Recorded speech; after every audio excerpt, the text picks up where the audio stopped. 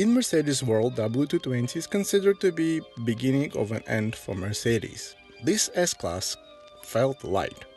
It felt more like a Japanese luxurious car than a true German aristocratic luxury. And many said that Mercedes lost their grip on luxury segment.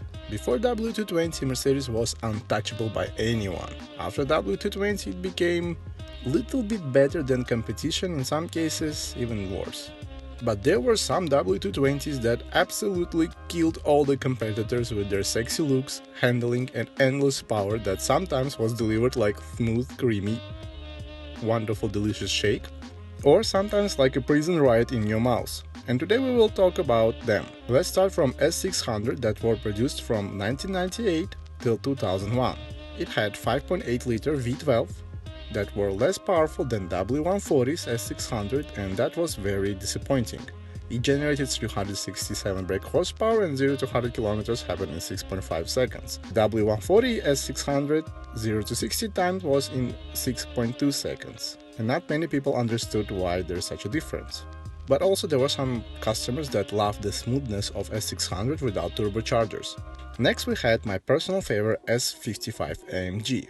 W220 was offered with two 5.5-liter V8s. First one was naturally aspirated, it generated 355 brake horsepower, 0 to 100 km happened in 6 seconds, and the sound was amazing. Also the body kit was very beautiful on this car, and car looked much more appealing to my eyes. And few years later, Mercedes attached supercharger to this engine. Now it generated 493 brake horsepower and 700 Nm of torque. 0 to 100 km happened in 4.8 seconds. But AMG was not done with the S-Class yet, just like Chris Rock with the slap from Will Smith. AMG put twin-turbo 6-liter V12 that generated 612 brake horsepower in this wonderful car and named it S65. This car is more rare than SL65 and CL65, only 630 were made, and not many Audi or BMW or Lexus could even dream getting even just a little bit close to the time from 0 to 100 km, because it took 3.9 seconds, if you will catch enough grip. It had more power than Ferrari 599, Ferrari F430 and other supercars. American Rentec didn't think that the power was enough, so they got their hands on this wonderful vehicle and increased the power to 673 brake horsepower and then threw away the speed limiter. W220 was first S-Class in brabus history that didn't get the super wonderful powerful engine that destroyed everything. In fact, W220 is the only brabus offered their engines that made less power than AMG engines. Brabus offered their packages for even diesel cars, V6 engines. They had slight boost and a little bit more power, but the V6 had actually not much power. It had bigger engine, it was 3.8, but again, not much a change. V8s were increased to 5.8-liter engine, and that was offered in S430 and S500.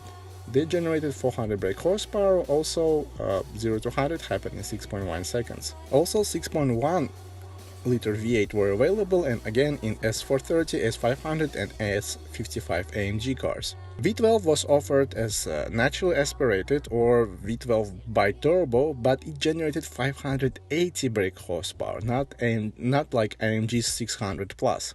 But with the brabus you could order a fax in the trunk, DVD player and mobile phone and many other useless features that all the 90s kids love and cherish today. In my opinion, brabus body kit did not look as good as AMG. Brabus body kit was a little bit cartoony, it wasn't serious enough, and there were some strange weird lines like this one, and it's not really nice. For me, one of the best work of AMG was in W220. Body kit, performance, handling, everything felt connected, magnificent, and the car even looked wonderful. And I forget how I hate W220 when I look at W220 AMG that is very loved and has no rust and any problems with the car.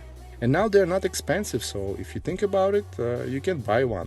And if you actually want to buy one, I recommend not look at brabus versions at all, because maintenance is skyrocket and you will not find any parts. But if you do, it will be just very expensive. Go for S55 naturally aspirated or S55 supercharged. Both of them, they have adequate reliability, and the supercharger is more fun, and both of them look astonishing. What really shocked me that W220 AMG looks good in any color. I saw silver, I saw black, I saw even purple, and even in the purple it looked astonishing, and that's a really rare thing these days. Problems, as with all Mercedes from 2000s, is with the air suspension. It will go bad every year, so just change all the air suspension, not from the factory, but there are some companies that make and specialize on Mercedes air suspension and sell them with 10 years warranty, so go better to them. You can Google them, there's like many companies like that. Also, some problems will appear with the supercharger pulley. It needs to be changed every 100,000 miles, depends on how the previous owner drove it. All the engine and transmission repairs must be with the original parts. Suspension, yes, but other parts should be original. And also take at the service history that everything was changed on time, all the liquids were changed on time. Keep that maintenance and you will be very happy driver for a long time. For me, W220 AMG is one of the best S-classes that AMG ever made. And it's very affordable today. I think it's better than W140 AMG and W221 AMG because it's light and it gives you emotion that you drive it really fast. I do not recommend you to buy the standard W220 because car is really not nice. If you want to know why, link is below for the video I made about it about a few weeks ago. Please let me know in the comments what is your favorite 4-door super sport saloon. And I noticed that my viewers watch my channel without subscribing, and that's very creepy, so stop being creepy and subscribe to my channel. Take care and bye bye.